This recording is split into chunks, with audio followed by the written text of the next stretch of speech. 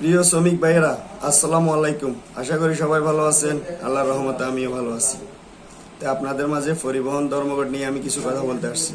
আপনারা জানেন আজকে কিছুদিন যাবৎ আমরা চট্টগ্রাম শ্রমিক ফেডারেশন এবং বৃহত্তর চট্টগ্রাম ঐক্য পরিষদের উদ্যোগে যেই পরিবহন ধর্মঘট ডাক দিয়েছে 19 মে এবং 20 মে 36 ঘন্টা যে পরিবহন ধর্মঘট ডাক দিয়েছে।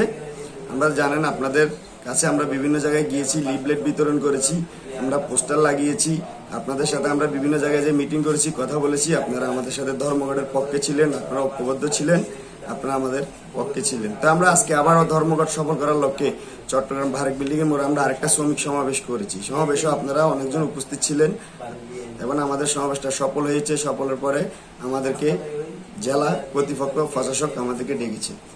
ডাকার পরে ওইখানে ওই কার্যালয়তে আপনার বিএডটির কর্মকর্তা ছিল এবং রেফের কর্মকর্তা ছিল, বন্দর কর্তৃপক্ষ ছিল, বিভিন্ন কর্মকর্তা ওইখানে ছিল।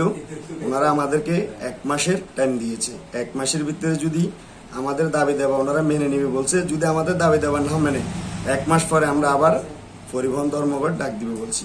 1 মাস আমাদের থেকে টাইম চেয়েছে, তাই আমরা পরিবহন ধর্মঘট উদ্যোগ করেছি, প্রত্যাহার করেছি। 1 মাসের জন্য পরিবহন ধর্মঘট বন্ধ থাকবে। যদি দাবি দেওয়া না মানে আমরা আবার পরিবহন ধর্মঘটে যাব 1 মাস পরে।